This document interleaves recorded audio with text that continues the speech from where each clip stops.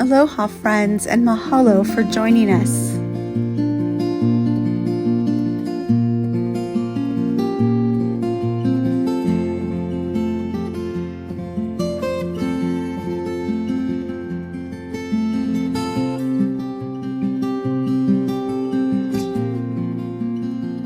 In this video, we're taking you with us on our 5-day adventure along the Kailua-Kona coast and Hilo, Hawaii.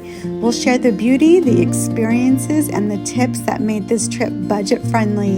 And along the way, you'll also hear some things every traveler should know before visiting the Big Island. Because here, it's not just about the vacation and the experience, it's about the culture, the people, and the reverence we give the island itself.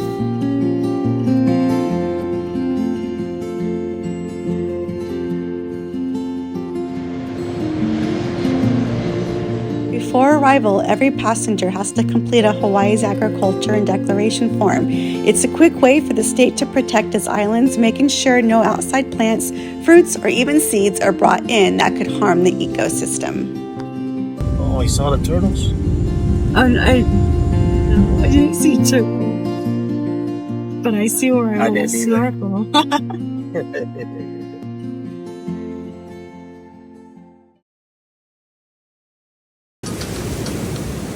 With every step on this sacred ground, this is where the adventure begins. Over the next 5 days, we explored lava landscapes that I was not prepared for. I'd been to the other Hawaiian islands, so I was pretty much expecting green mountains everywhere.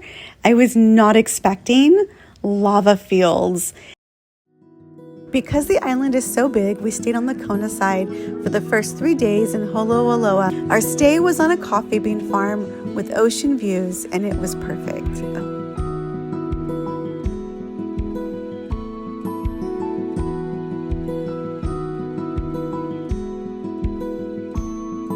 I don't know if you can tell here, but he was singing me a song. He was singing, "Put your head on my shoulder."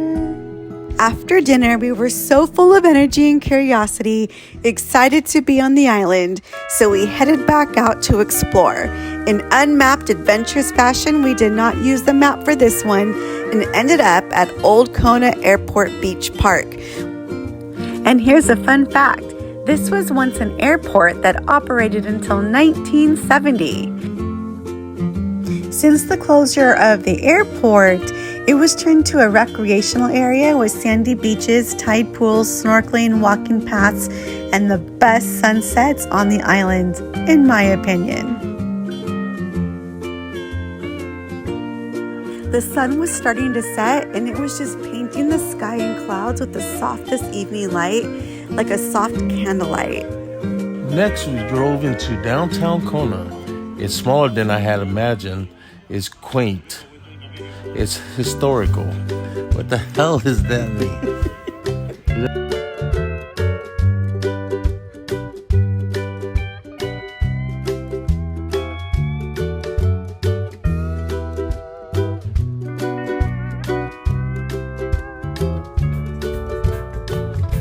We headed over to a local favorite, Scandinavian Shave Ice, or Scandies as the locals call it, since 1991.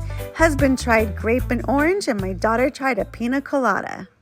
A perfect way to end our first evening in Kona. Yoga with chickens, have you heard of it? I heard on Oahu they have yoga with goats and chickens.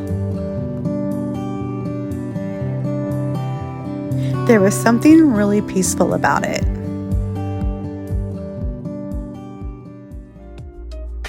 After yoga practice, it was time to head down the hill and start our Hawaiian unmapped adventure. But first, a quick stop at Kona Coffee and Tea. Grown locally, they are true farm-to-cup coffee. Their cafe is a gathering spot for locals and visitors. And on the farm, they practice malama aina, which is caring for the land through sustainable farming. Every cup here connects you to Kona's land, people, and spirit. And heads up, their only cafe is right here in Kona. So if you find yourself craving that bold chocolatey aroma with hints of nuts on the Hilo side, nothing will quite compare. So be sure to stock up before you leave the Kona side of the island. So this is how the beans come out when you peel it. And then depending on the roast, you can cook it for a light, medium, or dark roast.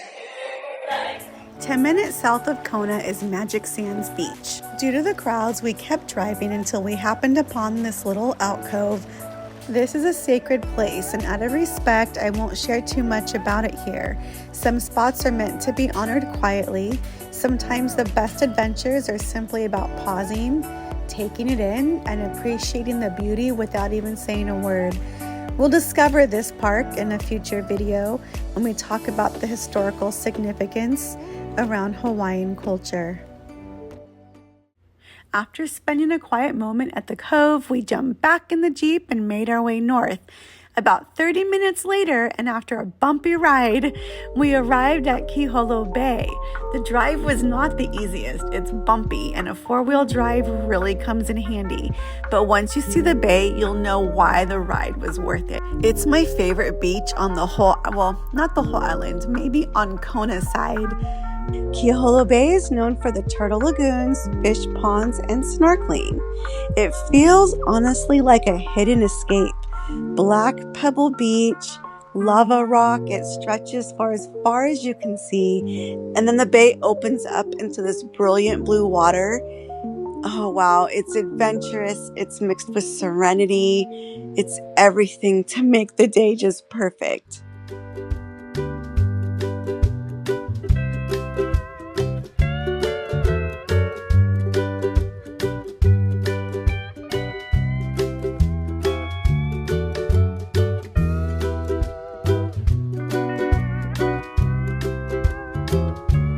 The trail into Kiholo Bay is about a mile each way, and it takes you across lava rock under the hot Kona sun.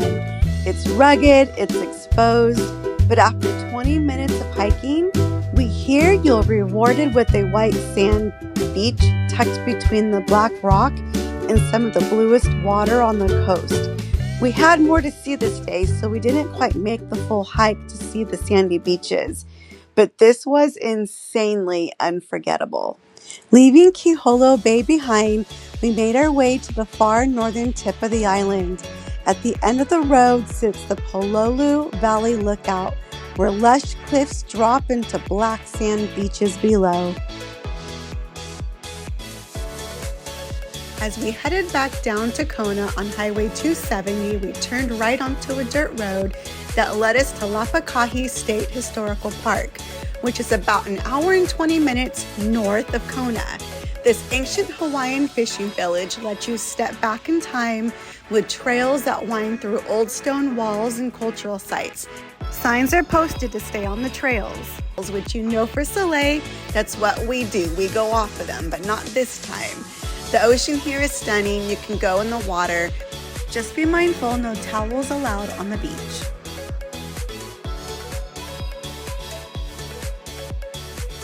Our next stop, we happened upon Manini-o-Wali Beach, also known as Kua Bay, only about a 20-minute drive north of Kona. I've heard it's one of the most beautiful white sand beaches on the island.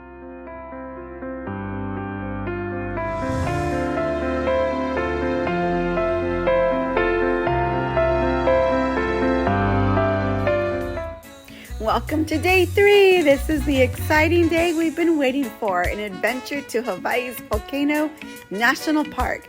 So pack up the Jeep and let's go.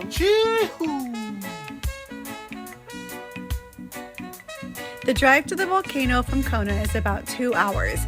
We will stop and stretch our legs, making one stop along the way to enjoy the island landscapes. Our rest stop is Whittington Beach Park. To the locals, this park is known as Hanu Apo. The park is located on the south side of the island and has a rich history.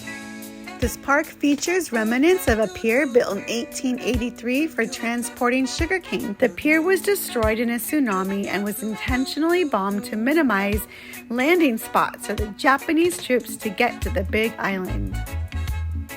Today, the park preserves a historic Hawaiian fish pond and is a haven for marine life, but not recommended for swimming due to rough conditions, strong currents, and rocky shorelines.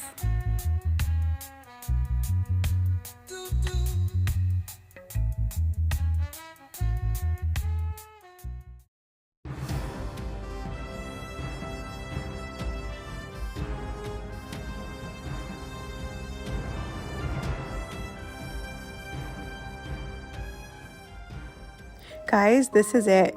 This is the moment that I've been waiting for, the whole reason we traveled to the Big Island. The earth is alive here, still forming, it's still breathing. Standing on the edge of this crater is like witnessing creation in motion. It's magnificent and it's a deeply sacred moment. Take a moment and just take it all in.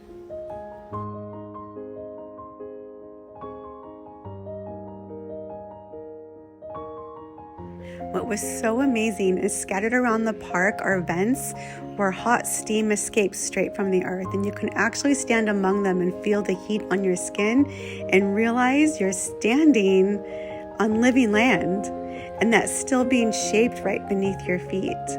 This here is Devastation Trail, where the 1954 volcano eruption all the ashes landed, and now this is all new baby landscape.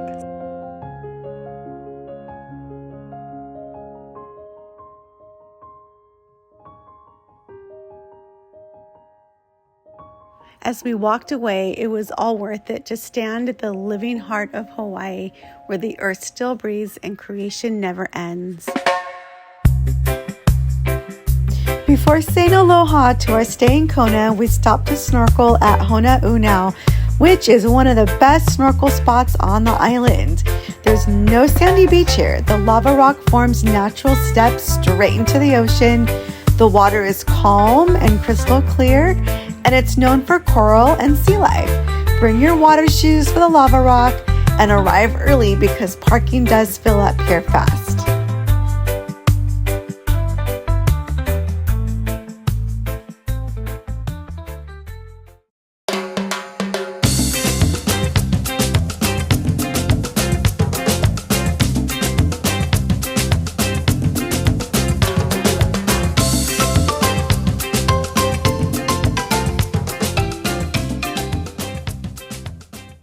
Aloha to the Kona side. Okay, you gotta tell me because I want to know, what did you think of those lava landscapes? Incredible, right? Well, thank you for joining us, but the ride isn't over yet. We're venturing over to the Hilo side of the island, where we're going to explore the back roads and lava tubes that you can swim in to the most crystal clear water I've ever seen on any Hawaiian island. So stay tuned.